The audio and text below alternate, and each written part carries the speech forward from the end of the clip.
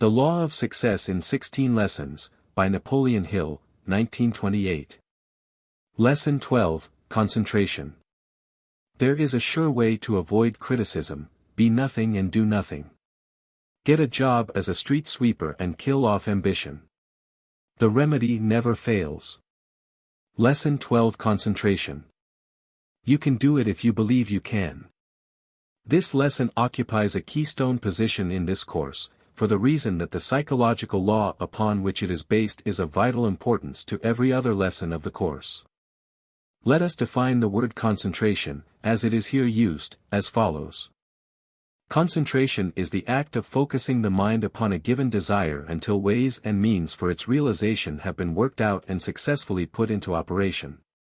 Two important laws enter into the act of concentrating the mind on a given desire. One is the law of autosuggestion and the other is the law of habit. The former having been fully described in a previous lesson of this course, we will now briefly describe the law of habit. Habit grows out of environment, out of doing the same thing in the same way over and over again, out of repetition, out of thinking the same thoughts over and over, and, when once formed, it resembles a cement block that has hardened in the mold, in that it is hard to break. Habit is the basis of all memory training, a fact which you may easily demonstrate in remembering the name of a person whom you have just met, by repeating that name over and over until you have fixed it permanently and plainly in your mind. The force of education is so great that we may mold the minds and manners of the young into whatever shape we please and give the impressions of such habits as shall ever afterwards remain. Atterbury. Except on rare occasions when the mind rises above environment, the human mind draws the material out of which thought is created, from the surrounding environment, and habit crystallizes this thought into a permanent fixture and stores it away in the subconscious mind where it becomes a vital part of our personality which silently influences our actions, forms our prejudices and our biases, and controls our opinions. A great philosopher had in mind the power of habit when he said, "We first endure, then pity, and finally embrace," in speaking of the manner in which honest men come to indulge in crime. Habit may be likened to the grooves on a phonograph record, while the mind may be likened to the needle point that fits into that groove. When any habit has been well formed, by repetition of thought or action, the mind attaches itself to and follows that habit as closely as the phonograph needle follows the groove in the wax record, no matter what may be the nature of that habit. We begin to see, therefore, the importance of selecting our environment with the greatest of care, because environment is the mental feeding ground out of which the food that goes into our minds is extracted. Environment very largely supplies the food and materials out of which we create thought, and habit crystallizes these into permanency. You of course understand that environment is the sum total of sources through which you are influenced by and through the aid of the five senses of seeing, hearing, smelling, tasting and feeling. Habit is force which is generally recognized by the average thinking person, but which is commonly viewed in its adverse aspect to the exclusion of its favorable phase. It has been well said that all men are the creatures of habit, and that habit is a cable, we weave a thread of it each day and it becomes so strong that we cannot break it.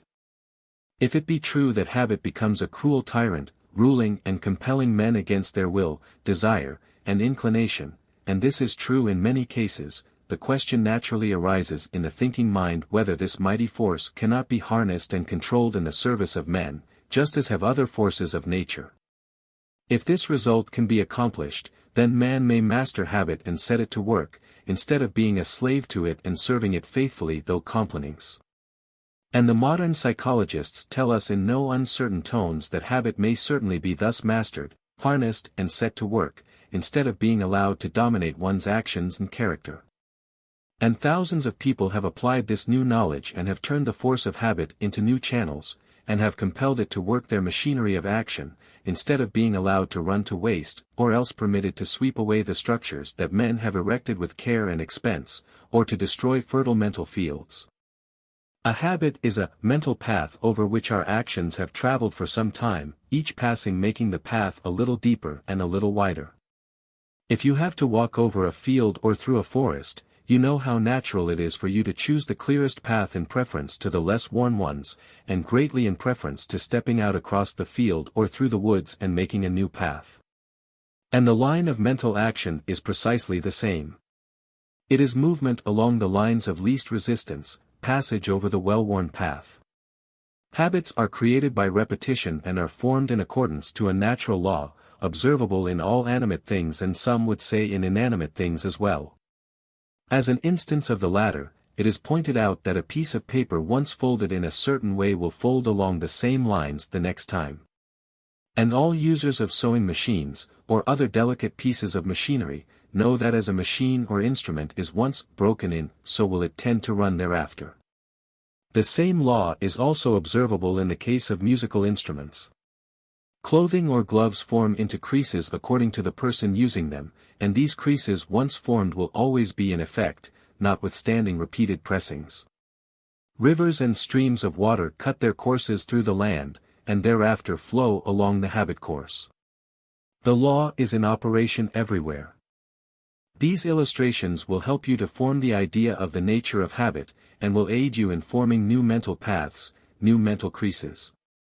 And, remember this always, the best, and one might say the only, way in which old habits may be removed is to form new habits to counteract and replace the undesirable ones. Form new mental paths over which to travel, and the old ones will soon become less distinct and in time will practically fill up from disuse. Every time you travel over the path of the desirable mental habit, you make the path deeper and wider, and make it so much easier to travel it thereafter. This mental path-making is a very important thing, and I cannot urge upon you too strongly the injunction to start to work making the desirable mental paths over which you wish to travel. Practice, practice, practice, be a good path-maker. The following are the rules of procedure through which you may form the habits you desire. First, at the beginning of the formation of a new habit, put force and enthusiasm into your expression. Feel what you think. Remember that you are taking the first steps toward making the new mental path, that it is much harder at first than it will be afterwards. Make the path as clear and as deep as you can, at the beginning, so that you can readily see it the next time you wish to follow it. Second, keep your attention firmly concentrated on the new path building, and keep your mind away from the old paths, lest you incline toward them. Forget all about the old paths, and concern yourself only with the new ones that you are building to order. Third, travel over your newly made paths as often as possible. Make opportunities for doing so, without waiting for them to arise through luck or chance. The oftener you go over the new paths, the sooner will they become well-worn and easily traveled. Create plans for passing over these new habit paths, at the very start. Fourth, resist the temptation to travel over the older, easier paths that you have been using in the past. Every time you resist a temptation, the stronger do you become, and the easier will it be for you to do so the next time. But every time you yield to the temptation, the easier does it become to yield again, and the more difficult it becomes to resist the next time. You will have a fight on at the start, and this is the critical time. Prove your determination, persistency and willpower now, at the very beginning. Fifth, be sure that you have mapped out the right path, as your definite chief aim, and then go ahead without fear and without allowing yourself to doubt. Place your hand upon the plow, and look not backward. Select your goal, then make good, deep, wide mental paths leading straight to it. As you have already observed, there is a close relationship between habit and autosuggestion, self-suggestion. Through habit, an act repeatedly performed in the same manner has a tendency to become permanent, and eventually we come to perform the act automatically or unconsciously. In playing a piano, for example, the artist can play a familiar piece while his or her conscious mind is on some other subject. Autosuggestion is the tool with which we dig a mental path, concentration is the hand that holds that tool, and habit is the map or blueprint which the mental path follows. An idea or desire, to be transformed into terms of action or physical reality, must be held in the conscious mind faithfully and persistently until habit begins to give it permanent form. Let us turn our attention, now, to environment. As we have already seen, we absorb the material for thought from our surrounding environment. The term environment covers a very broad field. It consists of the books we read, the people with whom we associate, the community in which we live, the nature of the work in which we are engaged, the country or nation in which we reside, the clothes we wear, the songs we sing, and, most important of all, the religious and intellectual training we receive prior to the age of 14 years. The purpose of analyzing the subject of environment is to show its direct relationship to the personality we are developing, and the importance of so guarding it that its influence will give us the materials out of which we may attain our definite chief aim in life. The mind feeds upon that which we supply it, or that which is forced upon it, through our environment. Therefore, let us select our environment, as far as possible, with the object of supplying the mind with suitable material out of which to carry on its work of attaining our definite chief aim. If your environment is not to your liking, change it. The first step is to create in your own mind an exact, clear and well-rounded out picture of the environment in which you believe you could best attain your definite chief aim, and then concentrate your mind upon this picture until you transform it into reality. In Lesson 2 of this course, you learn that the first step you must take, in the accomplishment of any desire, is to create in your mind a dear, well-defined picture of that which you intend to accomplish. This is the first principle to be observed in your plans for the achievement of success, and if you fail or neglect to observe it, you cannot succeed, except by chance. Your daily associates constitute one of the most important and influential parts of your environment, and may work for your progress or your retrogression, according to the nature of those associates. As far as possible, you should select as your most intimate daily associates those who are in sympathy with your aims and ideals, especially those represented by your definite chief aim, and whose mental attitude inspires you with enthusiasm, self-confidence, determination and ambition. Remember that every word spoken within your hearing, every sight that reaches your eyes, and every sense impression that you receive through any of the 5 senses, influences your thought as surely as the sun rises in the east and sets in the west. This being true, can you not see the importance of controlling, as far as possible, the environment in which you live and work? Can you not see the importance of reading books that deal with subjects which are directly related to your definite chief aim? Can you not see the importance of talking with people who are in sympathy with your aims, and who will encourage you and spur you on toward their attainment? We are living in what we call a 20th century civilization.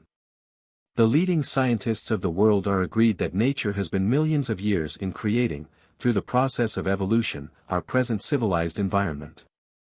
How many hundreds of centuries the so-called Indians had lived upon the North American continent, without any appreciable advance toward modern civilization, as we understand it, we have no way of ascertaining. Their environment was the wilderness, and they made no attempt whatsoever to change or improve that environment.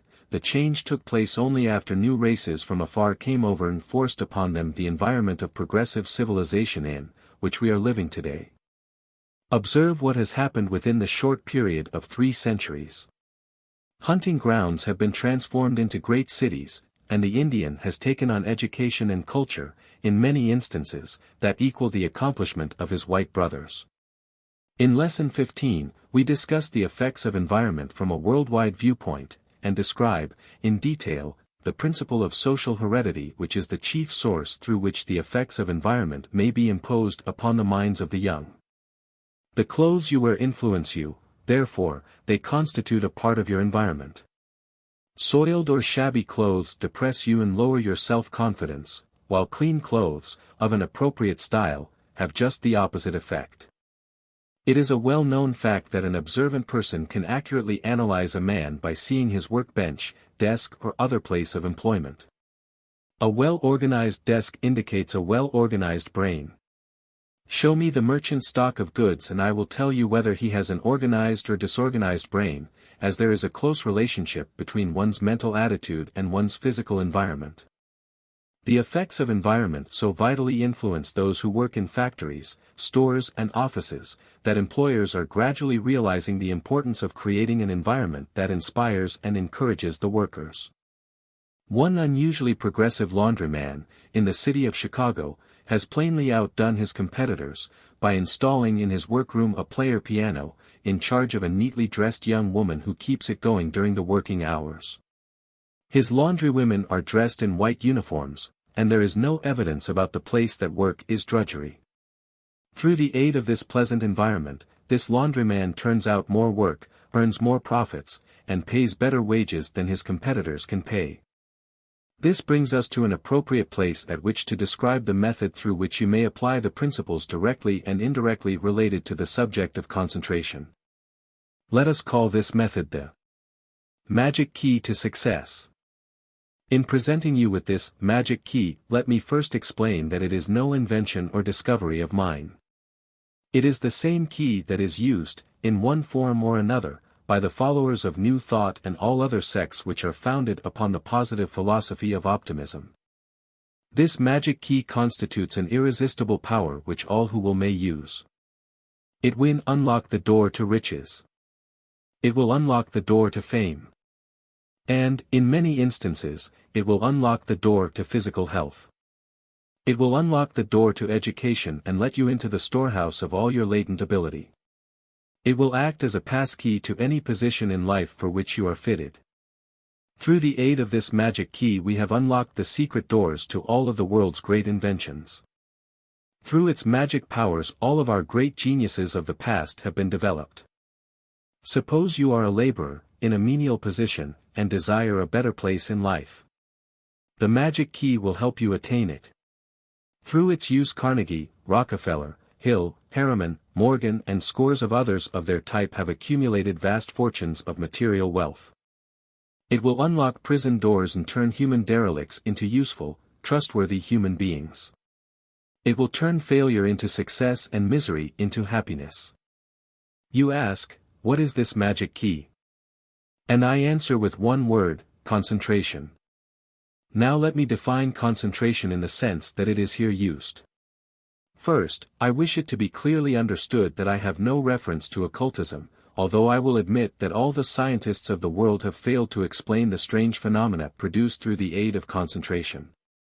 Concentration, in the sense in which it is here used, means the ability, through fixed habit and practice, to keep your mind on one subject until you have thoroughly familiarized yourself with that subject and mastered it.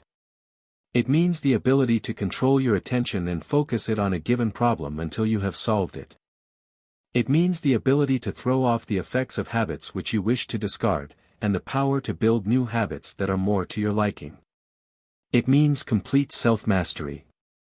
Stating it in another way, concentration is the ability to think as you wish to think, the ability to control your thoughts and direct them to a definite end, and the ability to organize your knowledge into a plan of action that is sound and workable.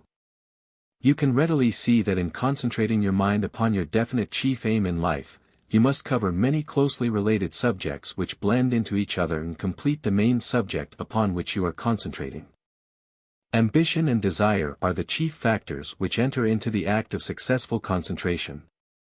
Without these factors the magic key is useless, and the main reason why so few people make use of this key is that most people lack ambition, and desire nothing in particular. Desire whatever you may, and if your desire is within reason and if it is strong enough the magic key of concentration will help you attain it. There are learned men of science who would have us believe that the wonderful power of prayer operates through the principle of concentration on the attainment of a deeply seated desire. Nothing was ever created by a human being which was not first created in the imagination, through desire, and then transformed into reality through concentration. Now, let us put the magic key to a test, through the aid of a definite formula. First, you must put your foot on the neck of skepticism and doubt. No unbeliever ever enjoyed the benefits of this magic key. You must believe in the test that you are about to make. We will assume that you have thought something about becoming a successful writer, or a powerful public speaker, or a successful business executive, or an able financier. We will take public speaking as the subject of this test, but remember that you must follow instructions to the letter. Take a plain sheet of paper, ordinary letter size, and write on it the following. I am going to become a powerful public speaker because this will enable me to render the world useful service that is needed, and because it will yield me a financial return that will provide me with the necessary material things of life. I will concentrate my mind upon this desire for 10 minutes daily, just before retiring at night and just after arising in the morning, for the purpose of determining just how I shall proceed to transform it into reality. I know that I can become a powerful and magnetic speaker, therefore I will permit nothing to interfere with my doing so. Signed. Sign this pledge, then proceed to do as you have pledged your word that you would do. Keep it up until the desired results have been realized. Now, when you come to do your concentrating, this is the way to go about it. Look ahead 1, 3, 5 or even 10 years, and see yourself as the most powerful speaker of your time. See, in your imagination, an appropriate income. See yourself in your own home that you have purchased with the proceeds from your efforts as a speaker or lecturer. See yourself in possession of a nice bank account as a reserve for old age.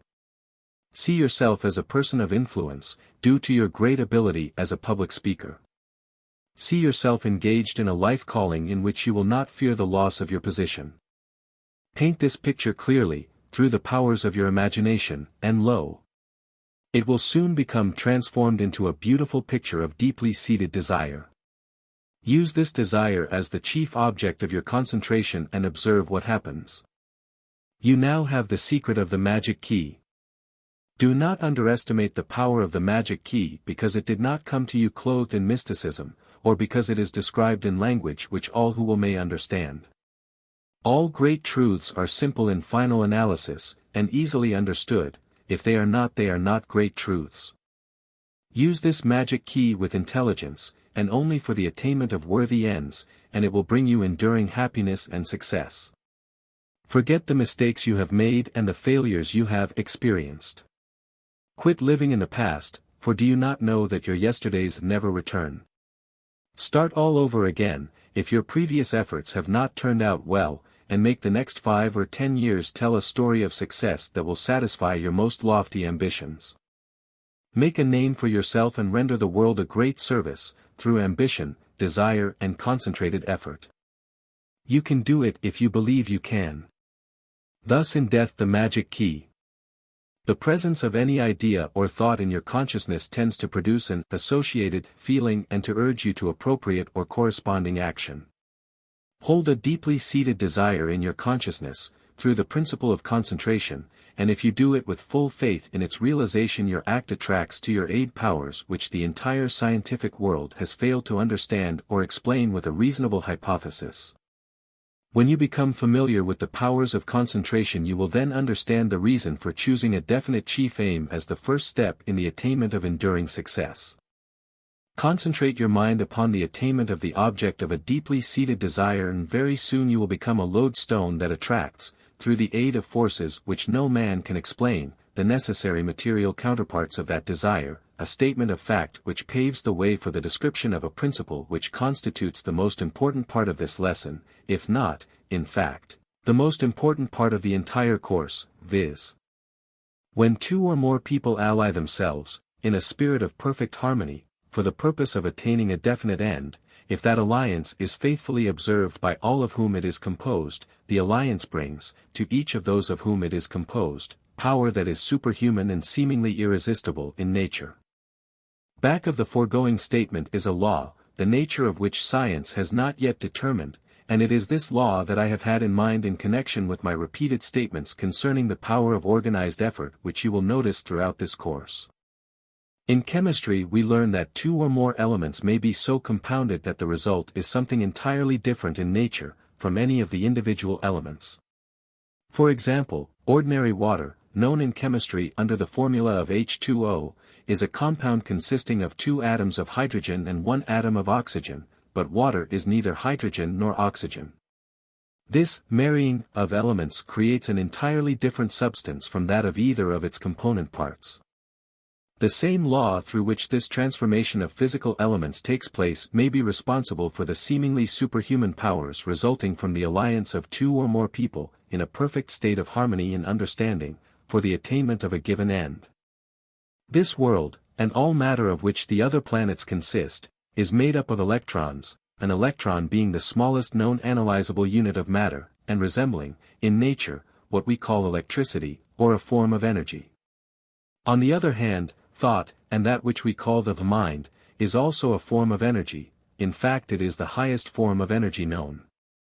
Thought, in other words, is organized energy, and it is not improbable that thought is exactly the same sort of energy as that which we generate with an electric dynamo, although of a much more highly organized form.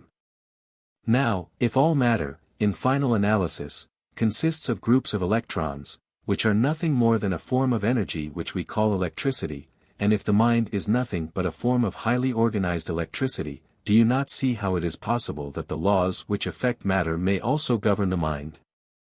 And if combining two or more elements of matter, in the proper proportion and under the right conditions, will produce something entirely different from those original elements, as in the case of H2O, do you not see how it is possible so to combine the energy of two or more minds that the result will be a sort of composite mind that is totally different from the individual minds of which it consists? You have undoubtedly noticed the manner in which you are influenced while in the presence of other people. Some people inspire you with optimism and enthusiasm. Their very presence seems to stimulate your own mind to greater action, and this not only seems to be true, but it is true. You have noticed that the presence of others had a tendency to lower your vitality and depress you, a tendency which I can assure you is very real. What, do you imagine, could be the cause of these changes that come over us when we come within a certain range of other people, unless it is the change resulting from the blending or combining of their minds with our own, through the operation of a law that is not very well understood, but resembles, if, in fact, it is not the same law, the law through which the combining of two atoms of hydrogen and one atom of oxygen produces water. I have no scientific basis for this hypothesis, but I have given it many years of serious thought, and always I come to the conclusion that it is at least a sound hypothesis, although I have no possible way, as yet, of reducing it to a provable hypothesis. You need no proof, however, that the presence of some people inspires you, while the presence of others depresses you, as you know this to be a fact. Now it stands to reason that the person who inspires you and arouses your mind to a state of greater activity gives you more power to achieve, while the person whose presence depresses you and lowers your vitality, or causes you to dissipate it in useless, disorganized thought, has just the opposite effect on you. You can understand this much without the aid of a hypothesis and without further proof than that which you have experienced time after time. Come back, now, to the original statement that when two or more people ally themselves, in a spirit of perfect harmony, for the purpose of attaining a definite end, if that alliance is faithfully observed by all of whom it is composed, the alliance brings, to each of those of whom it is composed, power that is superhuman and seemingly irresistible in nature. Study, closely, the emphasized part of the foregoing statement, for there you will find the mental formula which, if not faithfully observed, destroys the effect of the whole. One atom of hydrogen combined with one atom of oxygen will not produce water, nor will an alliance in name only, that is not accompanied by a spirit of perfect harmony, between those forming the alliance, produce power that is superhuman and seemingly irresistible in nature. I have in mind a family of mountain folk who, for more than 6 generations, have lived in the mountainous section of Kentucky. Generation after generation of this family came and went without any noticeable improvement of a mental nature, each generation following in the footsteps of its ancestors. They made their living from the soil, and as far as they knew, or cared, the universe consisted of a little spot of territory known as Letcher County. They married strictly in their own set, and in their own community. Finally, one of the members of this family strayed away from the flock, so to speak, and married a well-educated and highly cultured woman from the neighbor state of Virginia. This woman was one of those types of ambitious people who had learned that the universe extended beyond the border line of Letcher County, and covered, at least, the whole of the southern states. She had heard of chemistry, and of botany, and of biology, and of pathology, and of psychology, and of many other subjects that were of importance in the field of education. When her children began to come along to the age of understanding, she talked to them of these subjects, and they, in turn, began to show a keen interest in them. One of her children is now the president of a great educational institution, where most of these subjects, and many others of equal importance, are taught. Another one of them is a prominent lawyer, while still another is a successful physician. Her husband, thanks to the influence of her mind, is a well-known dental surgeon, and the first of his family, for 6 generations, to break away from the traditions by which the family had been bound. The blending of her mind with his gave him the needed stimulus to spur him on and inspired him with ambition such as he would never have known without her influence. For many years I have been studying the biographies of those whom the world calls great, and it seems to me more than a mere coincidence that in every instance where the facts were available the person who was really responsible for the greatness was in the background, behind the scenes, and seldom heard of by the hero-worshipping public.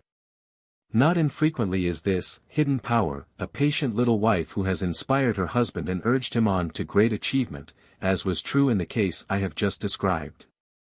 Henry Ford is one of the motor miracles of this age, and I doubt that this country, or any other, ever produced an industrial genius of his equal. If the facts were known, and perhaps they are known, they might trace the cause of Mr. Ford's phenomenal achievements to a woman of whom the public hears but little, his wife. We read of Ford's achievements and of his enormous income and imagine him to be blessed with matchless ability, and he is, ability of which the world would never have heard had it not been for the modifying influence of his wife, who has cooperated with him, during all the years of his struggle, in a spirit of perfect harmony, for the purpose of attaining a definite end. I have in mind another genius who is well known to the entire civilized world, Thomas A. Edison. His inventions are so well known that they need not be named. Every time you press a button and turn on an electric light, or hear a phonograph playing, you should think of Edison, for it was he who perfected both the incandescent light and the modem phonograph. Every time you see a moving picture you should think of Edison, for it was his genius, more than that of any other person, who made this great enterprise possible. But, as in the case of Henry Ford, back of Mr. Edison stands one of the most remarkable women in America, his wife. No one outside of the Edison family, and perhaps a very few intimate personal friends of theirs, knows to what extent her influence has made Edison's achievements possible. Mrs. Edison once told me that Mr. Edison's outstanding quality, the one which, above all others, was his greatest asset, was that of concentration. When Mr. Edison starts a line of experiment or research or investigation, he never lets go until he either finds that for which he is looking or exhausts every possible effort to do so. Back of Mr. Edison stand 2 great powers, one is concentration and the other is Mrs. Edison. Night after night Mr. Edison has worked with such enthusiasm that he required but 3 or 4 hours of sleep. Observe what was said about the sustaining effects of enthusiasm in Lesson 7 of this course. Plant a tiny apple seed in the right sort of soil, at the right time of the year, and gradually it will burst forth into a tiny sprig, and then it will expand and grow into an apple tree.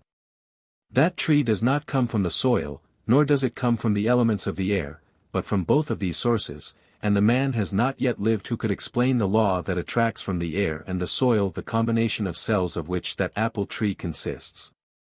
The tree does not come out of the tiny apple seed, but that seed is the beginning of the tree.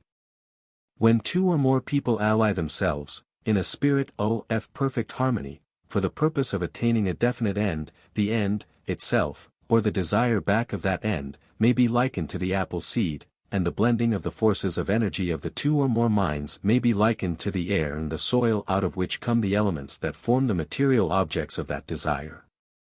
The power back of the attraction and combination of these forces of the mind can no more be explained than can the power back of the combination of elements out of which an apple tree grows. But the all-important thing is that an apple tree will grow from a seed thus properly planted, and great achievement will follow the systematic blending of 2 or more minds with a definite object in view. In Lesson 13 you will see this principle of allied effort carried to proportions which almost stagger the imagination of all who have not trained themselves to think in terms of organized thought. This course, itself, is a very concrete illustration of the principle underlying that which we have termed organized effort, but you will observe that it requires the entire 16 lessons to complete the description of this principle. Omit a single one of the 16 lessons and the omission would affect the whole as the removal of one link would affect the whole of a chain. As I have already stated in many different ways, and for the purpose of emphasis, I now repeat, there is a well-founded hypothesis that when one concentrates one's mind upon a given subject, facts of a nature that is closely related to that subject will pour in from every conceivable source. The theory is that a deeply seated desire, when once planted in the right sort of mental soil, serves as a center of attraction or magnet that attracts to it everything that harmonizes with the nature of the desire. Dr. Elmer Gates, of Washington, D.C., is perhaps one of the most competent psychologists in the world. He is recognized both in the field of psychology and in other directly and indirectly related fields of science, throughout the world, as being a man of the highest scientific standing. Come with me, for a moment, and study his methods. After Dr. Gates has followed a line of investigation as far as possible through the usual channels of research, and has availed himself of all the recorded facts at his command, on a given subject, he then takes a pencil and a tablet and sits for further information, by concentrating his mind on that subject until thoughts related to it begin to flow in upon him. He writes down these thoughts, as they come, from he knows not where. He told me that many of his most important discoveries came through this method. It was more than 20 years ago that I first talked with Dr. Gates on this subject. Since that time, through the discovery of the radio principle, we have been provided with a reasonable hypothesis through which to explain the results of these sittings, viz. The ether, as we have discovered through the modern radio apparatus, is in a constant state of agitation. Sound waves are floating through the ether at all times, but these waves cannot be detected, beyond a short distance from their source, except by the aid of properly attuned instruments. Now, it seems reasonable to suppose that thought, being the most highly organized form of energy known, is constantly sending waves through the ether, but these waves, like those of sound, can only be detected and correctly interpreted by a properly attuned mind. There is no doubt that when Dr. Gates sat down in a room and placed himself in a quiet, passive state of mind, the dominating thoughts in his mind served as a magnetic force that attracted the related or similar thought waves of others as they passed through the ether about him.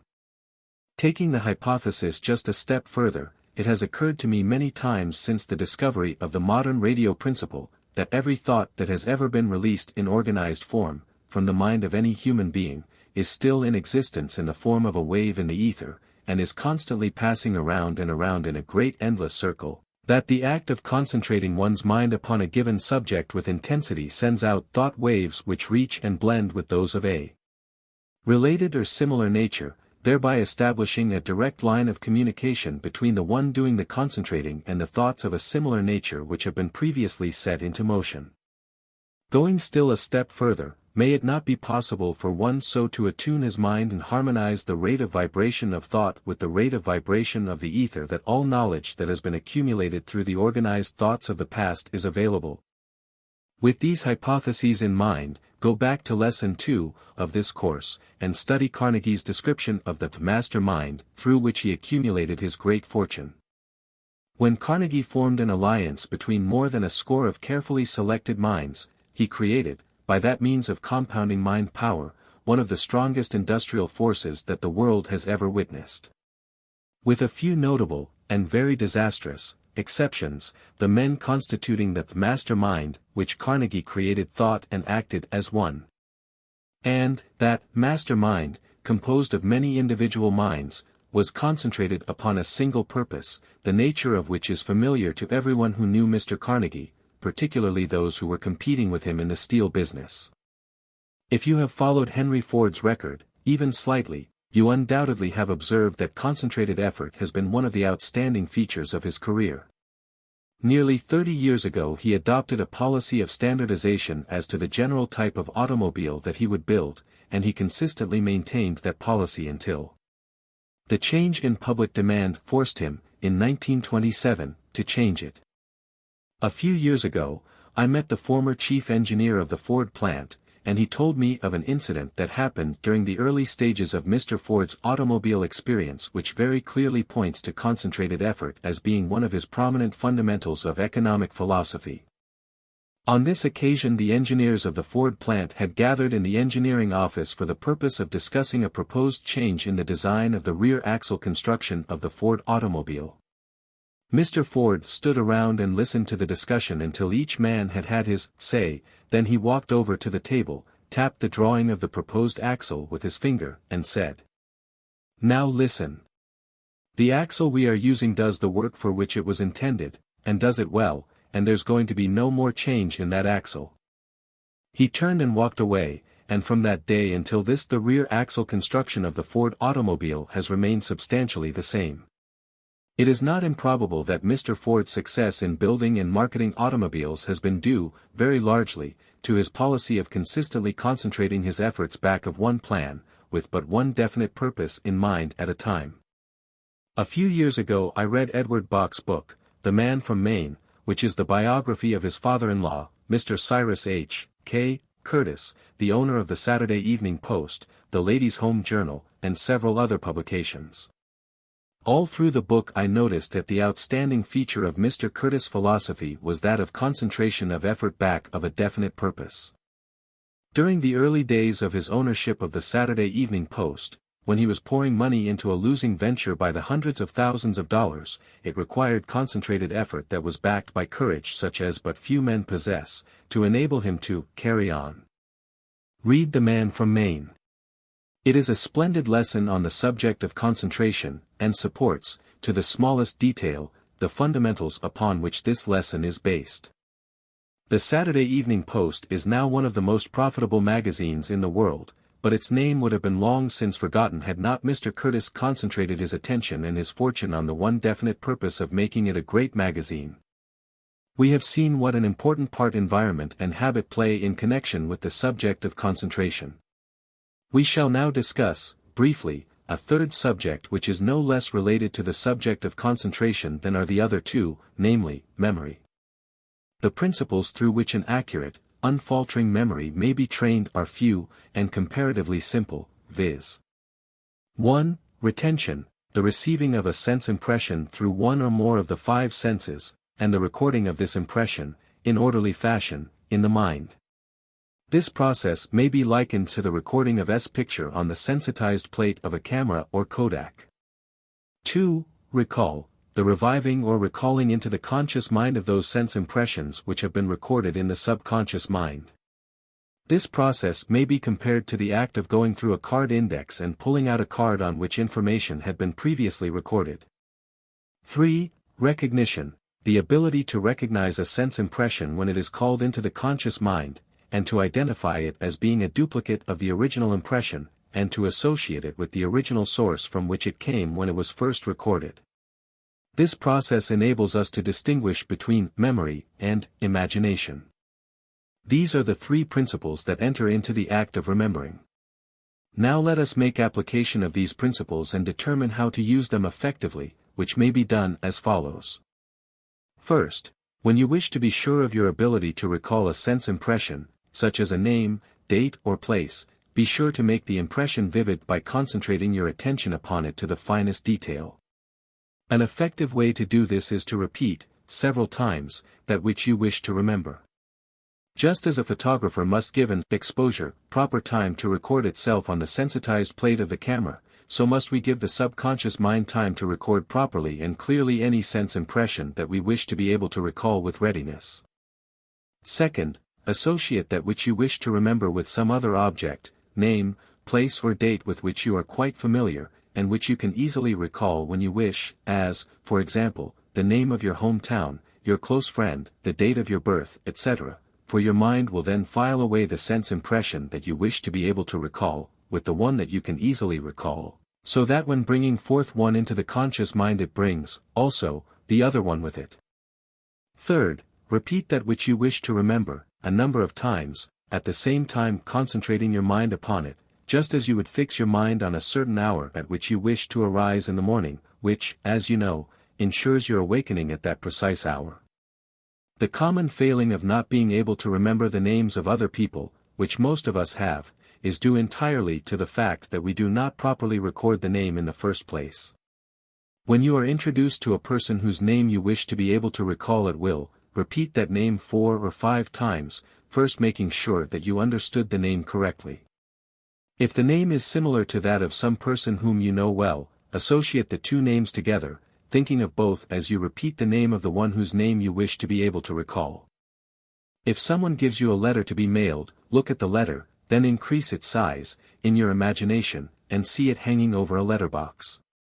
Fix in your mind a letter approximately the size of a door, and associate it with a letterbox, and you will observe that the first letterbox you pass on the street will cause you to recall that big, odd-looking letter, which you have in your pocket. Suppose that you were introduced to a lady whose name was Elizabeth Shearer, and you wish to be able to recall her name at will. As you repeat her name, associate with it a large pair of scissors, say 10 feet in length, and Queen Elizabeth, and you will observe that the recalling of either the large pair of scissors or the name of Queen Elizabeth will help you recall, also, the name of Elizabeth Shearer. If you wish to be able to remember the name of Lloyd Keith, just repeat the name several times and associate with it the name of Lloyd George in Keith's Theatre, either of which you can easily recall at will. The law of association is the most important feature of a well-trained memory, yet it is a very simple law. All you have to do to make use of it is to record the name of that which you wish to remember with the name of that which you can readily remember, and the recalling of one brings with it the other. Nearly 10 years ago a friend gave me his residence telephone number, in Milwaukee, Wisconsin, and although I did not write it down, I remember it today as well as I did the day he gave it to me. This is the way that I recorded it. The number and exchange were Lakeview 2651. At the time he gave me the number we were standing at the railroad station, in sight of Lake Michigan, therefore, I used the lake as an associated object with which to file the name of the telephone exchange.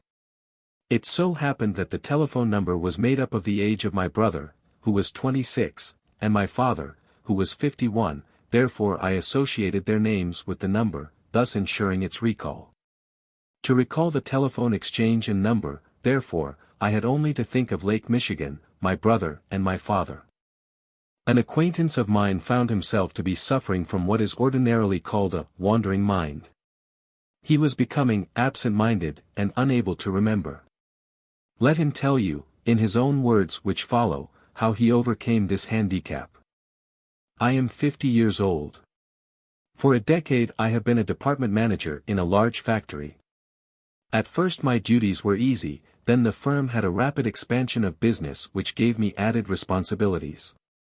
Several of the young men in my department developed unusual energy and ability, at least one of them had his eye on my job. I had reached the age in life when a man likes to be comfortable and, having been with the company a long time, I felt that I could safely settle back into an easy berth. The effect of this mental attitude was well nigh disastrous to my position. About 2 years ago I noticed that my power of concentration was weakening and my duties were becoming irksome. I neglected my correspondence until I looked with dread upon the formidable pile of letters, reports accumulated and subordinates were inconvenienced by the delay. I sat at my desk with my mind wandering elsewhere. Other circumstances showed plainly that my mind was not on my work. I forgot to attend an important meeting of the officers of the company. One of the clerks under me caught a bad mistake made in an estimate on a carload of goods, and, of course, saw to it that the manager learned of the incident. I was thoroughly alarmed at the situation, and asked for a week's vacation to think things over. I was determined to resign, or find the trouble and remedy it. A few days of earnest introspection at an out-of-the-way mountain resort convinced me that I was suffering from a plain case of mind wandering. I was lacking in concentration, my physical and mental activities at the desk had become desultory. I was careless and shiftless and neglectful, all because my mind was not alertly on the job. When I had diagnosed my case with satisfaction to myself, I next sought the remedy. I needed a complete new set of working habits, and I made a resolve to acquire them. With paper and pencil I outlined a schedule to cover the working day, first, the morning mail, then, the orders to be filled, dictation, conference with subordinates and miscellaneous duties, ending with a clean desk before I left. How is habit formed? I asked myself mentally. By repetition, came back the answer. But I have been doing these things over and over thousands of times, the other fellow in me protested. True, but not in orderly concentrated fashion, replied the echo. I returned to the office with mind in leash, but restless, and placed my new working schedule in force at once. I performed the same duties with the same zest and as nearly as possible at the same time every day. When my mind started to slip away, I quickly brought it back. From a mental stimulus, created by willpower, I progressed in habit building. Day after day, I practiced concentration of thought. When I found repetition becoming comfortable, then I knew that I had won. Your ability to train your memory, or to develop any desired habit, is a matter, solely, of being able to fix your attention on a given subject until the outline of that subject has been thoroughly impressed upon the sensitized plate of your mind. Concentration, itself, is nothing but a matter of control of the attention. You will observe that by reading a line of print with which you are not familiar, and which you have never seen before, and then closing your eyes, you can see that line as plainly as though you were looking at it on the printed page.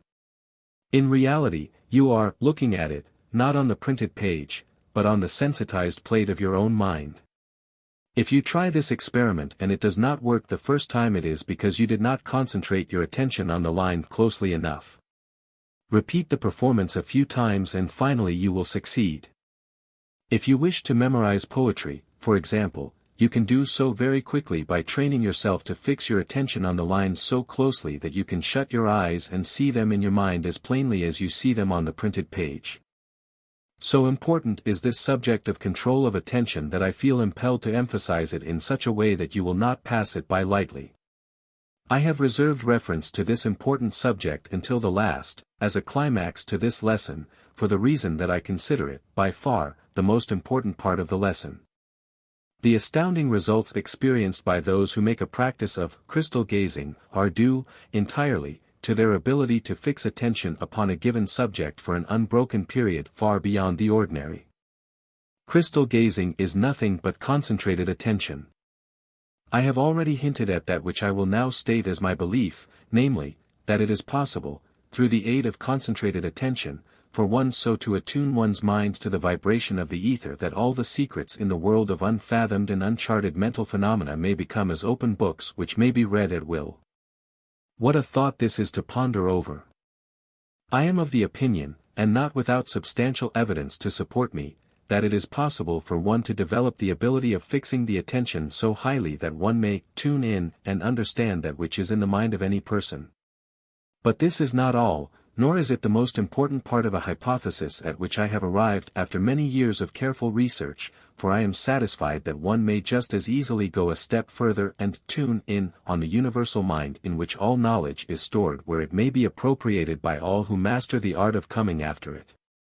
To a highly orthodox mind these statements may seem very irrational, but, to the student, and, so far, there are but few people in the world who are more than mere students, of an elementary grade, of this subject, who has studied this subject with any appreciable degree of understanding, these hypotheses seem not only possible, but absolutely probable. But put the hypothesis to a test of your own. You can select no better subject upon which to try an experiment than that which you have selected as your definite chief aim in life. Memorize your definite chief aim so you can repeat it without looking at the written page, then make a practice of fixing your attention on it at least twice a day, proceeding as follows. Go into some quiet place where you will not be disturbed, sit down and completely relax your mind and your body, then close your eyes and place your fingers in your ears, thereby excluding the ordinary sound waves and all of the light waves. In that position repeat your definite chief aim in life, and as you do so see yourself, in your imagination, in full possession of the object of that aim. If a part of your aim is the accumulation of money, as it undoubtedly is, then see yourself in possession of that money. If a part of the object of your definite aim is the ownership of a home, then see a picture of that home, in your imagination, just as you expect to see it in reality. If a part of your definite aim is to become a powerful and influential public speaker, then see yourself before an enormous audience, and feel yourself playing upon the emotions of that audience as a great violinist would play upon the strings of the violin. As you approach the end of this lesson, there are two things which you might do, viz. First, you might begin, now, to cultivate the ability to fix attention, at will, on a given subject, with a feeling that this ability, when fully developed, would bring you the object of your definite chief aim in life, or second, you might tilt your nose in the air and with the smile of a cynic say to yourself, bosh, and thereby mark yourself a fool. Take your choice. This lesson was not written as an argument, nor as the subject of a debate. It is your privilege to accept it, in whole or in part, or reject it, just as you please. But at this place I wish to state, however, that this is not an age of cynicism or doubt. An age that has conquered the air above us and the sea beneath us, that has enabled us to harness the air and turn it into a messenger that will carry the sound of our voice halfway around the earth in the fractional part of a second, certainly is not an age that lends encouragement to the doubting Thomases, or the I don't believe it Joneses. The human family has passed through the Stone Age and the Iron Age and the Steel Age, and unless I have greatly misinterpreted the trend of the times it is now entering the Mind-Power Age, which will eclipse, in stupendous achievement, all the other ages, combined. Learn to fix your attention on a given subject, at will, for whatever length of time you choose, and you will have learned the secret passageway to power and plenty. This is concentration. You will understand, from this lesson, that the object of forming an alliance between two or more people, and thereby creating a mastermind, is to apply the law of concentration more effectively than it could be applied through the efforts of but one person. The principle referred to as the mastermind is nothing more nor less than group concentration of mind power upon the attainment of a definite object or end. Greater power comes through group mind concentration because of the stepping up process produced through the reaction of one mind upon another or others. Persuasion versus force.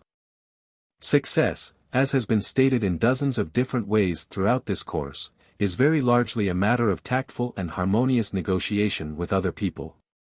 Generally speaking, the man who understands how to get people to do things he wants done may succeed in any calling. As a fitting climax for this lesson, on the law of concentration, we shall describe the principles through which men are influenced, through which cooperation is gained, through which antagonism is eliminated and friendliness developed. Force sometimes gets what appear to be satisfactory results, but force, alone, never has built and never can build enduring success. The World War has done more than anything which has happened in the history of the world to show us the futility of force as a means of influencing the human mind. Without going into details or recounting the instances which could be cited, we all know that force was the foundation upon which German philosophy has been built during the past 40 years. The doctrine that might makes right was given a worldwide trial and it failed. The human body can be imprisoned or controlled by physical force, but it is not so with the human mind. No man on earth can control the mind of a normal, healthy person if that person chooses to exercise his God-given right to control his own mind. The majority of people do not exercise this right. They go through the world, thanks to our faulty educational system, without having discovered the strength which lies dormant in their own minds. Now and then something happens, more in the nature of an accident than anything else, which awakens a person and causes him to discover where his real strength lies and how to use it in the development of industry or one of the professions. Result: a genius is born. There is a given point at which the human mind stops rising or exploring unless something out of the daily routine happens to push it over this obstacle. In some minds this point is very low and in others it is very high. In still others it varies between low and high. The individual who discovers a way to stimulate his mind artificially, arouse it and cause it to go beyond this average stopping point frequently, is sure to be rewarded with fame and fortune if his efforts are of a constructive nature. The educator who discovers a way to stimulate any mind and cause it to rise above this average stopping point without any bad reactionary effects, will confer a blessing on the human race second to none in the history of the world. We, of course, do not have reference to physical stimulants or narcotics. These will always arouse the mind for a time, but eventually they ruin it entirely. We have reference to a purely mental stimulant, such as that which comes through intense interest, desire, enthusiasm, love, etc., the factors out of which a master mind may be developed. The person who makes this discovery will do much towards solving the crime problem. You can do almost anything with a person when you learn how to influence his mind. The mind may be likened to a great field. It is a very fertile field which always produces a crop after the kind of seed which is sown in it. The problem, then, is to learn how to select the right sort of seed and how to sow that seed so that it takes root and grows quickly. We are sowing seed in our minds daily, hourly, nay, every second, but we are doing it promiscuously and more or less unconsciously. We must learn to do it after a carefully prepared plan, according to a well laid out design. Haphazardly sown seed in the human mind brings back a haphazard crop. There is no escape from this result. History is full of notable cases of men who have been transformed from law-abiding, peaceful, constructive citizens to roving, vicious criminals. We also have thousands of cases wherein men of the low, vicious, so-called criminal type have been transformed into constructive, law-abiding citizens. In every one of these cases the transformation of the human being took place in the mind of the man. He created in his own mind, for one reason or another, a picture of what he desired and then proceeded to transform that picture into reality. As a matter of fact, if a picture of any environment, condition or thing be pictured in the human mind and if the mind be focused or concentrated on that picture long enough and persistently enough, and backed up with a strong desire for the thing pictured, it is but a short step from the picture, to the realization of it in physical or mental form. The World War brought out many startling tendencies of the human mind which corroborate the work which the psychologist has carried on in his research into the workings of the mind. The following account of a rough, uncouth, unschooled, undisciplined young mountaineer is an excellent case in point. Fought for his religion, now great war hero. Rotarians plan to present farm to Arvin York, unlettered Tennessee squirrel hunter. By George W. Dixon. How Arvin Cullum York, an unlettered Tennessee squirrel hunter, became the foremost hero of the American expeditionary forces in France, forms a romantic chapter in the history of the World War. York is a native of Fentress County. He was born and reared among the hardy mountaineers of the Tennessee woods. There is not even a railroad in Fentress County. During his earlier years he was reputed to be a desperate character. He was what was known as a gunman. He was a dead shot with a revolver, and his prowess with the rifle was known far and wide among the plain people of the Tennessee hills. One day a religious organization pitched its tent in the community in which York and his parents lived. It was a strange sect that came to the mountains looking for converts, but the methods of the evangels of the new cult were full of fire and emotionalism. They denounced the sinner, the vile character and the man who took advantage of his neighbor. They pointed to the religion of the Master as an example that all should follow. Alvin gets religion. Alvin Cullum York startled his neighbors one night by flinging himself down at the mourner's bench. Old men stirred in their seats and women craned their necks, as York wrestled with his sins in the shadows of the Tennessee mountains. York became an ardent apostle of the new religion. He became an exhorter, a leader in the religious life of the community and, although his marksmanship was as deadly as ever, no one feared him who walked in the path of righteousness. When the news of the war reached that remote section of Tennessee and the mountaineers were told that they were going to be conscripted, York grew sullen and disagreeable. He didn't believe in killing human beings, even in war. His Bible taught him, "Thou shalt not kill." To his mind this was literal and final. He was branded as a conscientious objector. The draft officers anticipated trouble. They knew that his mind was made up, and they would have to reach him in some manner other than by threats of punishment. War in a holy cause. They went to York with a Bible and showed him that the war was in a holy cause, the cause of liberty and human freedom. They pointed out that men like himself were called upon by the higher powers to make the world free, to protect innocent women and children from violation, to make life worth living for the poor and oppressed, to overcome the beast pictured in the scriptures, and to make the world free for the development of Christian ideals and Christian manhood and womanhood. It was a fight between the hosts of righteousness and the hordes of Satan. The devil was trying to conquer the world through his chosen agents, the Kaiser and his generals. York's eyes blazed with a fierce light. His big hands closed like a vice. His strong jaws snapped. "The Kaiser," he hissed between his teeth, "the beast.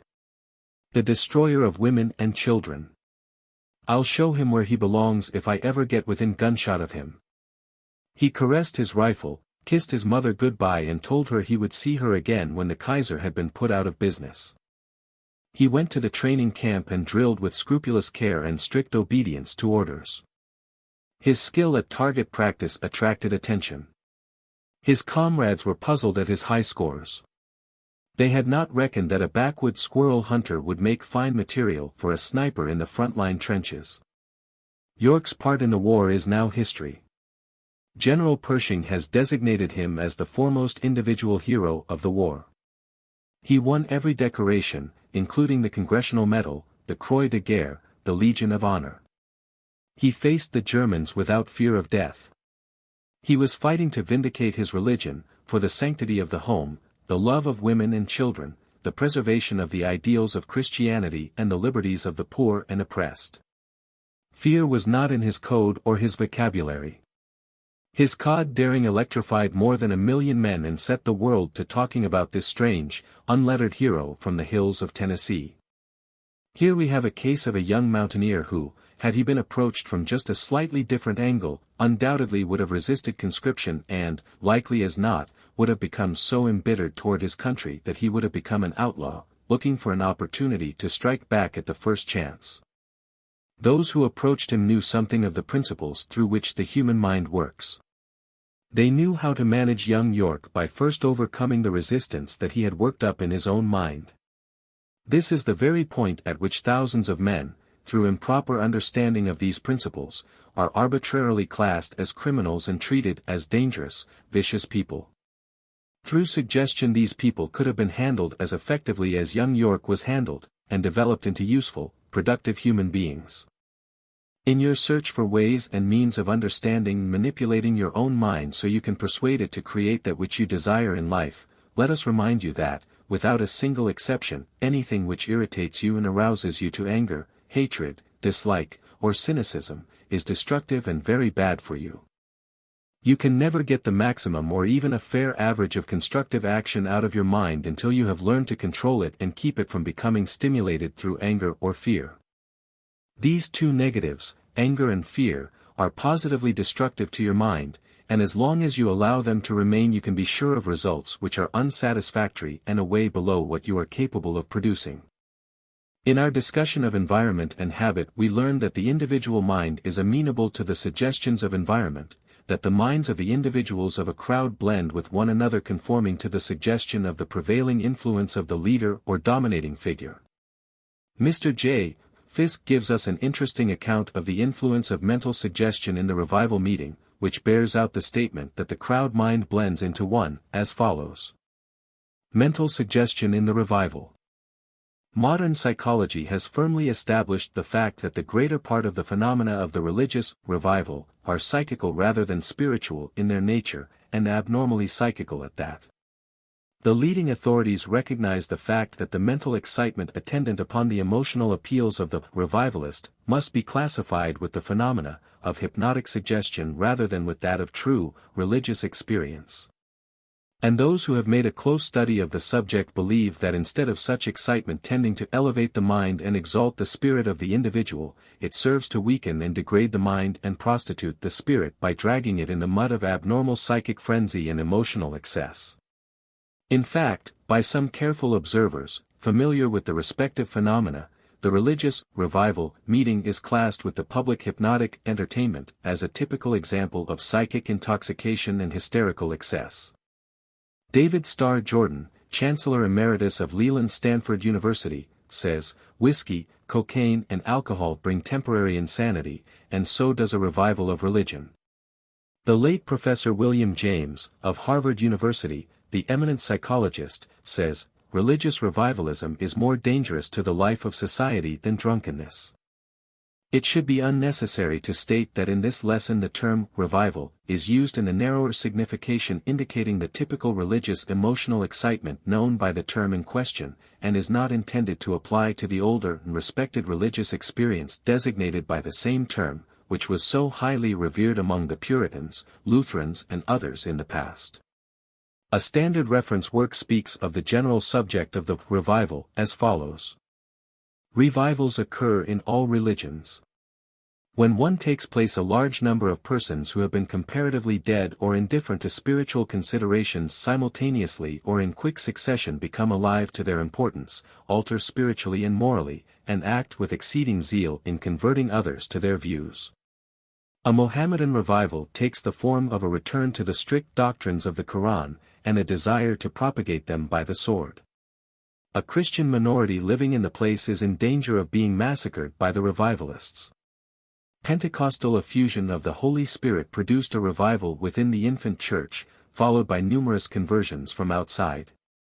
Revivals, though not called by that name, occurred at intervals from apostolic times till the Reformation, the revivalists being sometimes so unsympathetically treated that they left the church and formed sects, while, in other cases, and notably in those of the founders of the monastic orders, they were retained and acted on the church as a whole. The spiritual impulse which led to the Reformation, and the antagonistic one which produced or attended the rise of the Society of Jesus, were both revivalist. It is, however, to sudden increase of spiritual activity within the Protestant churches that the term revival is chiefly confined. The enterprise of the Wesleys and Whitefield in this country in England from 1738 onward was thoroughly revivalist. Since then, various revivals have from time to time occurred, and nearly all denominations aim at their production. The means adopted are prayer for the Holy Spirit, meetings continued night after night, often to a late hour, stirring addresses, chiefly from revivalist laymen, and after meetings to deal with those impressed. Ultimately it has been found that some of those apparently converted have been steadfast, others have fallen back, while deadness proportioned to the previous excitement temporarily prevails. Sometimes excitable persons at revival meetings utter piercing cries, or even fall prostrate. These morbid manifestations are now discouraged, and have in consequence become more rare.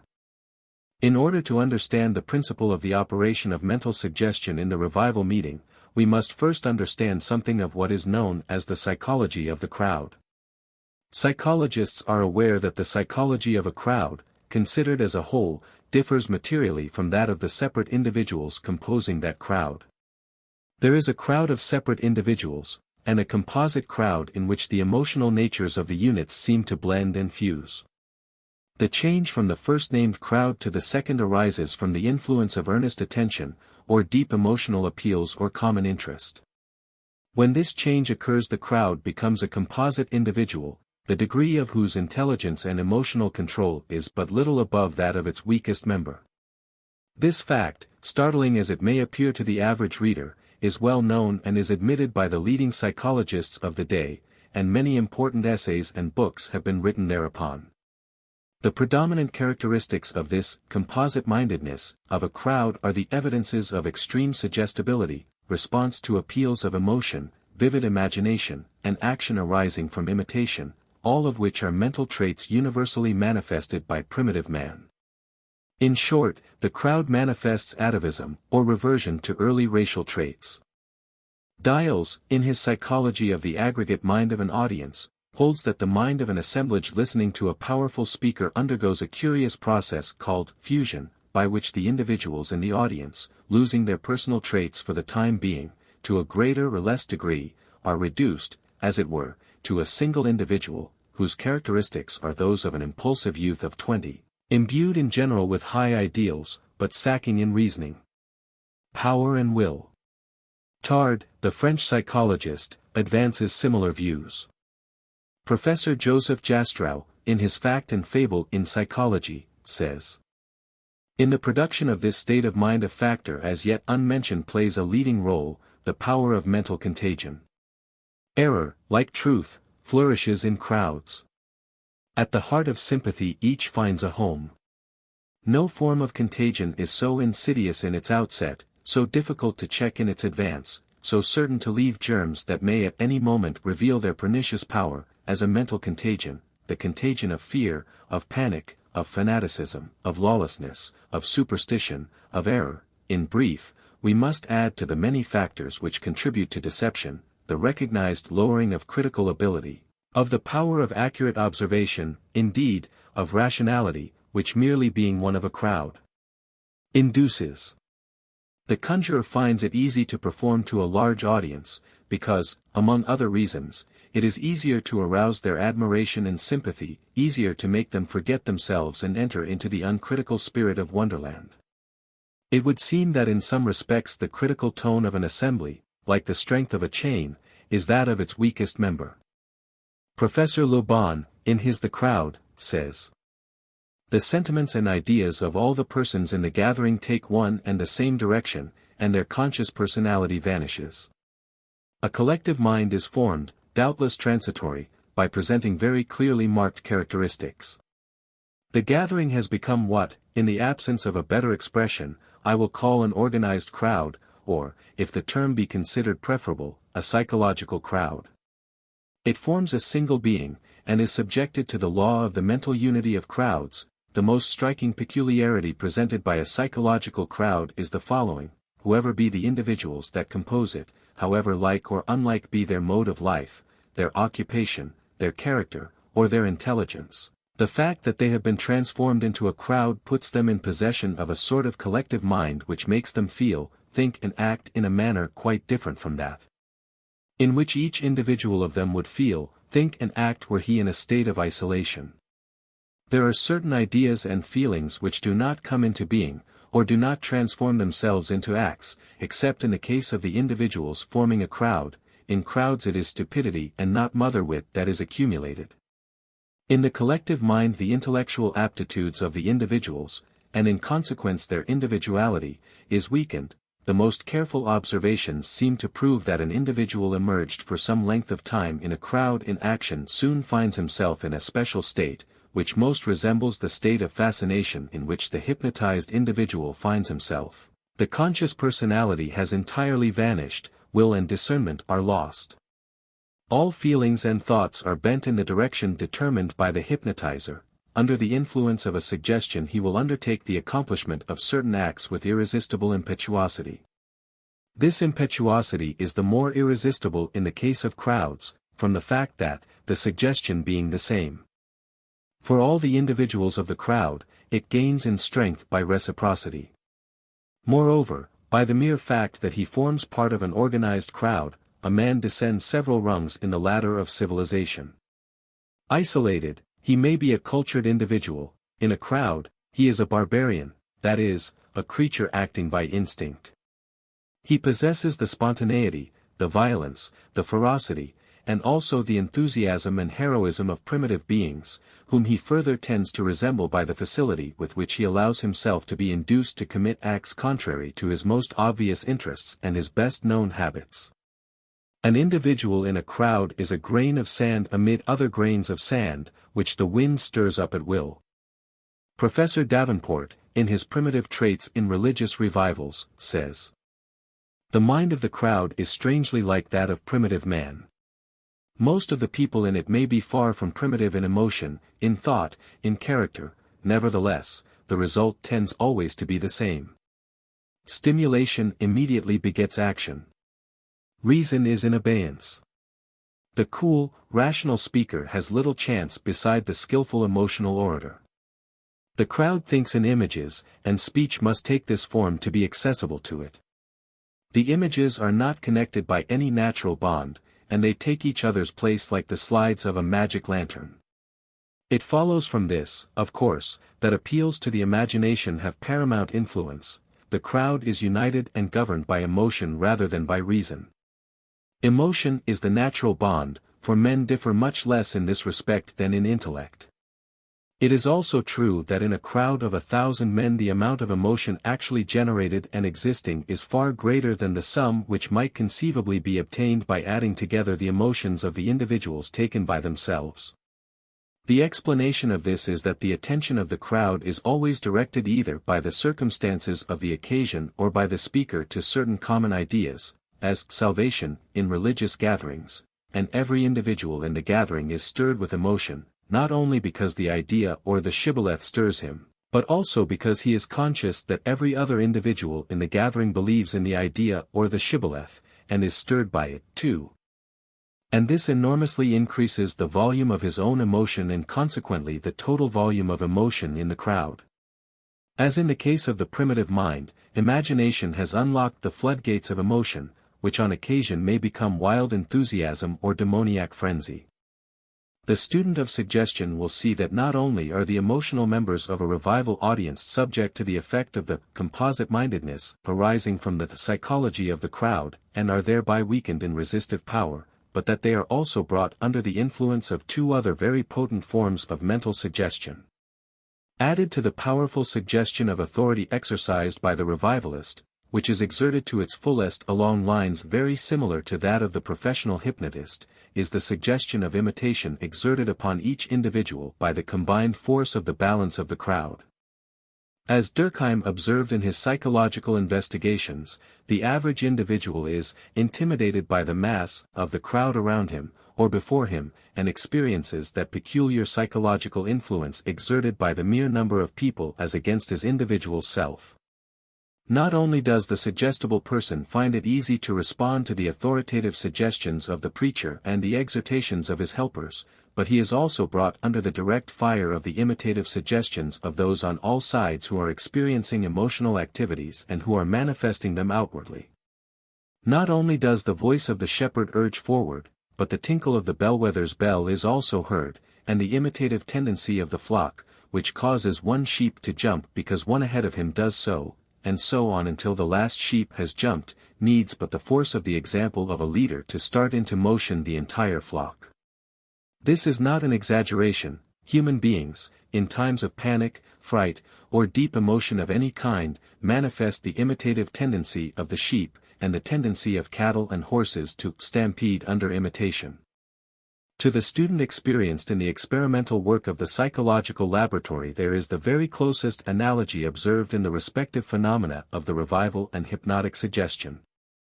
In both cases the attention and interest is attracted by the unusual procedure, the element of mystery and awe is induced by words and actions calculated to inspire them, the senses are tired by monotonous talk in an impressive and authoritative tone, and finally the suggestions are projected in a commanding, suggestive manner familiar to all students of hypnotic suggestion.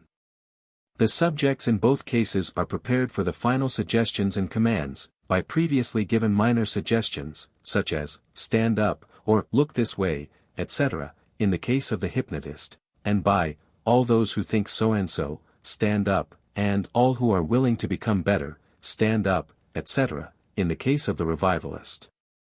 The impressionable subjects are thus accustomed to obedience to suggestion by easy stages. And, finally, the commanding suggestion, come right up, this way, right up, come, I say, come, etc., which takes the impressed ones right off their feet and rushes them to the front, are, almost precisely the same in the hypnotic experiment or séance, on the one hand, and the sensational revival, on the other. Every good revivalist would make a good hypnotic operator, and every good hypnotic operator would make a good revivalist if his mind were turned in that direction. In the revival, the person giving the suggestions has the advantage of breaking down the resistance of his audience by arousing their sentiments and emotions. Tales depicting the influence of mother, home and heaven, songs like, Tell Mother, I'll Be There, and personal appeals to the revered associations of one's past and early life tend to reduce one to the state of emotional response, and render him most susceptible to strong, repeated suggestions along the same line. Young people and hysterical women are especially susceptible to this form of emotional suggestion. Their feelings are stirred, and the will is influenced by the preaching, the songs, and the personal appeals of the co-workers of the revivalist. The most sacred sentimental memories are reawakened for the moment and old conditions of mind are reinduced. Where is my wandering boy tonight, brings forth tears to many a one to whom the memory of the mother is sacred, and the preaching that the mother is dwelling in a state of bliss beyond the skies, from which the unconverted child is cut off unless he professes faith, serves to move many to action for the time being. The element of fear is also invoked in the revival, not so much as formerly, it is true, but still to a considerable extent and more subtly. The fear of a sudden death in an unconverted condition is held over the audience, and, why not now, why not tonight, is asked him, accompanied by the hymn, "Oh, why do you wait, dear brother?" As Davenport says, it is well known that the employment of symbolic images immensely increases the emotion of an audience. The vocabulary of revivals abounds in them: the cross, the crown, the angel band, hell, heaven. Now vivid imagination and strong feeling and belief are states of mind favorable to suggestion as well as to impulsive action. It is also true that the influence of a crowd largely in sympathy with the ideas suggested is thoroughly coercive or intimidative upon the individual sinner. There is considerable professed conversion which results in the beginning from little more than this form of social pressure, and which may never develop beyond it. Finally, the inhibition of all extraneous ideas is encouraged in revival assemblies both by prayer and speech. There is, therefore, extreme sensitiveness to suggestion. When to these conditions of negative consciousness on the part of an audience there has been added a conductor of the meetings who has a high hypnotic potential, such as Wesley or Finney, or who is only a thoroughly persuasive and magnetic personality, such as Whitefield, there may easily be an influence exerted upon certain individuals of a crowd which closely approaches the abnormal or thoroughly hypnotic. When this point is not reached there is still a great amount of highly acute though normal suggestibility to be reckoned with. The persons who show signs of being influenced are then labored with by either the revivalist or his co-workers. They are urged to surrender their will, and leave it all to the Lord. They are told to give yourself to God, now, right now, this minute, or to only believe now, and you shall be saved, or won't you give yourself to Jesus, etc. They are exhorted and prayed with, arms are placed around their shoulders, and every art of emotional persuasive suggestion is used to make the sinner give up. Starbuck in his The Psychology of Religion relates a number of instances of the experiences of converted persons at revivals. One person wrote as follows. My will seemed wholly at the mercy of others, particularly of the revivalist M. There was absolutely no intellectual element. It was pure feeling. There followed a period of ecstasy. I was bent on doing good and was eloquent in appealing to others. The state of moral exaltation did not continue. It was followed by a complete relapse from orthodox religion. Davenport has the following to say in reply to the claim that the old methods of influencing converts at a revival have passed away with the crude theology of the past. I lay particular stress upon this matter here, because, while the employment of irrational fear in revivals has largely passed away, the employment of the hypnotic method has not passed away. There has rather been a recrudescence and a conscious strengthening of it because the old prop of terror is gone. And it cannot be too vigorously emphasized that such a force is not a spiritual force in any high and clear sense at all, but is rather uncanny and psychic and obscure. And the method itself needs to be greatly refined before it can ever be of any spiritual benefit whatever. It is thoroughly primitive and belongs with the animal and instinctive means of fascination. In this bald, crude form, the feline employs it upon the helpless bird and the Indian medicine man upon the ghost dance votary. When used, as it has often been, upon little children who are naturally highly suggestible, it has no justification whatever and is mentally and morally injurious in the highest degree. I do not see how violent emotional throes and the use of suggestion in its crude forms can be made serviceable even in the cases of hardened sinners, and certainly with large classes of the population the employment of this means is nothing but psychological malpractice. We guard with intelligent care against quackery in physiological obstetrics. It would be well if a sterner training and prohibition hedged about the spiritual obstetrician, whose function it is to guide the far more delicate process of the new birth. Some who favor the methods of the revival, but who also recognize the fact that mental suggestion plays a most important part in the phenomena thereof, hold that the objections similar to those here advanced are not valid against the methods of the revival, inasmuch as mental suggestion, as is well known, may be used for good purposes as well as bad, for the benefit and uplifting of people as well as in the opposite direction. This being admitted, these good folks argue that mental suggestion in the revival is a legitimate method or weapon of attack upon the stronghold of the devil.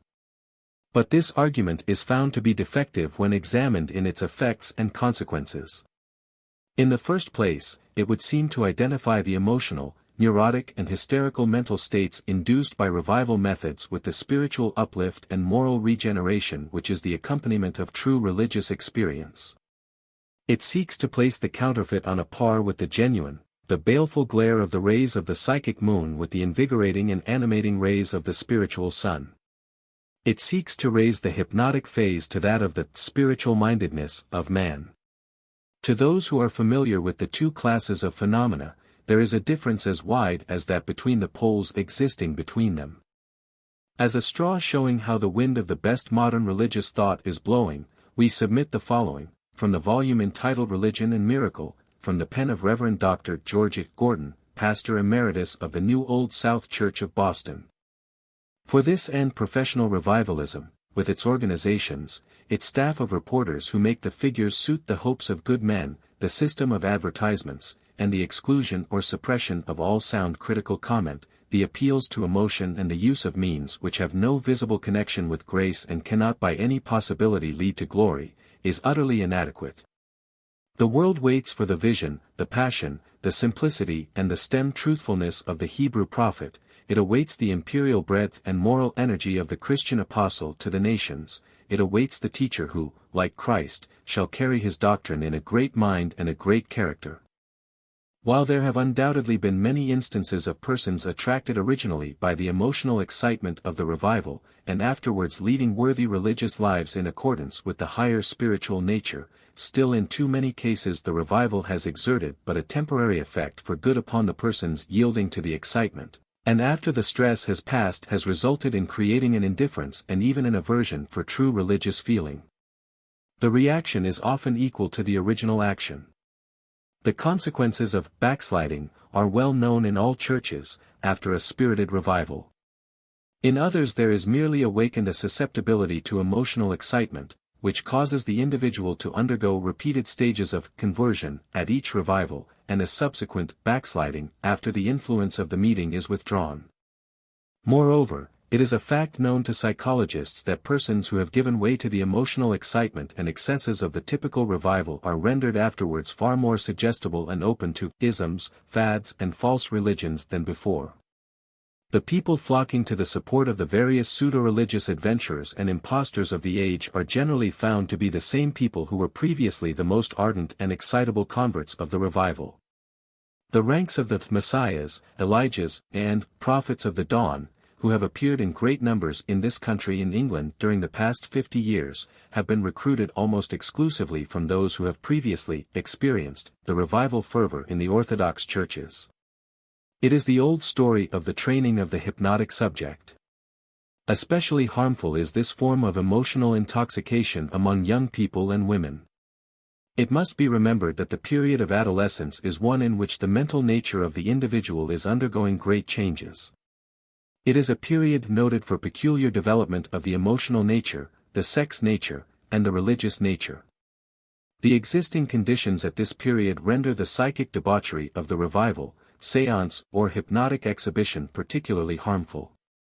Excessive emotional excitement, coupled with mystery, fear and awe, at this period of life, often results in morbid and abnormal conditions arising in after life. As Davenport well says, it is no time for the shock of fear or the agony of remorse.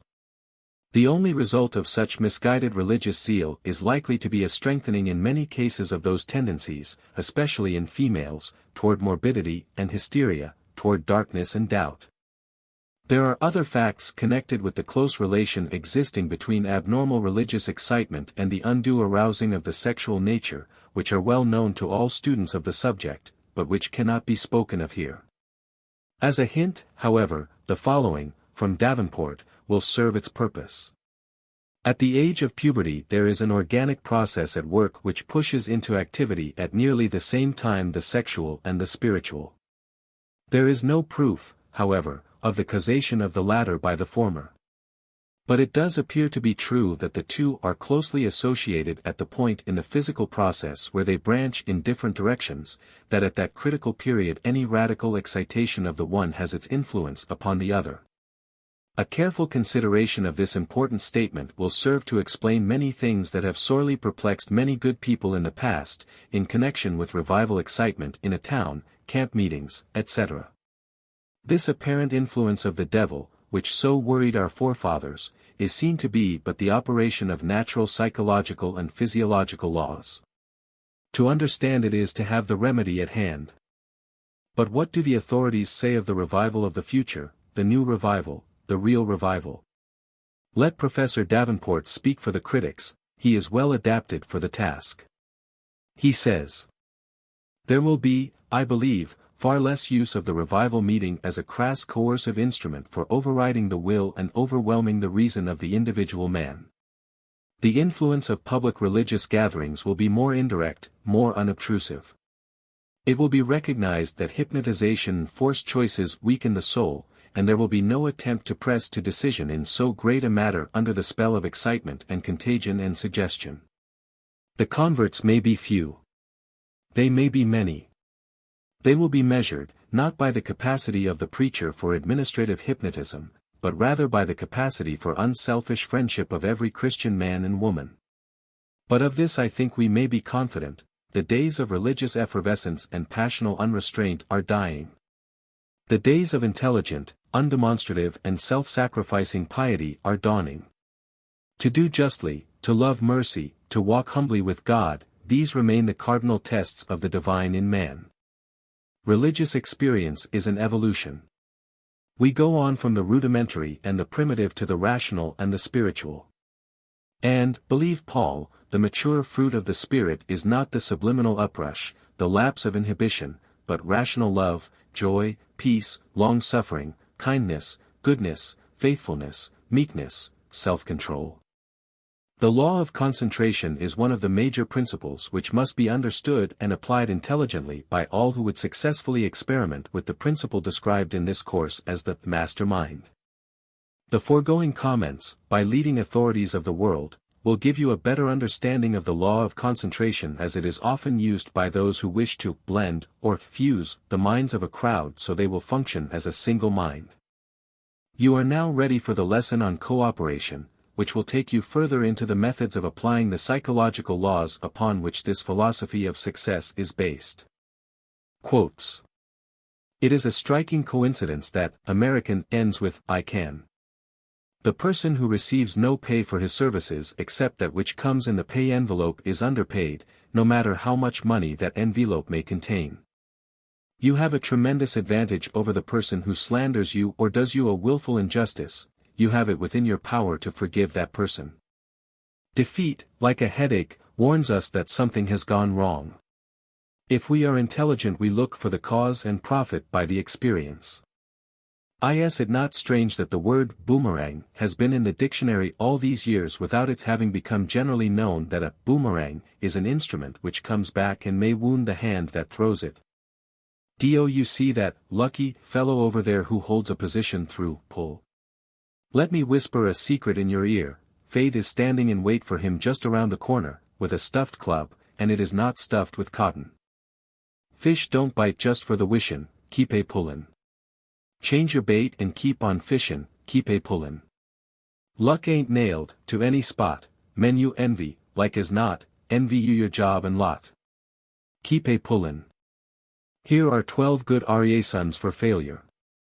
The first one is the avowed intention of doing no more than one is paid to do, and the person who makes this avowal may see the other 11 by stepping before a looking-glass. Nothing is so contagious as enthusiasm. It is the real allegory of the tale of Orpheus. It moves stones, it charms brutes. Enthusiasm is the genius of sincerity and truth accomplishes no victories without it. Bulwer. Some men are successful as long as someone else stands back of them and encourages them, and some men are successful in spite of hell. Take your choice. You need have no fear of competition from the person who says, I'm not paid to do this and I'll not do it. He will never be a dangerous competitor for your job. But watch out for the fellow who remains at his work until it is finished and performs a little more than is expected of him, for he may challenge you at the post and pass you at the grandstand. Until you have learned to be tolerant with those who do not always agree with you, until you have cultivated the habit of saying some kind word of those whom you do not admire, until you have formed the habit of looking for the good instead of the bad there is in others, you will be neither successful nor happy. If you hesitate or turn backward while under fire, you're not a fighter, you're a quitter, and the devil, himself, hates the person with a rubber backbone. He smells bad burning.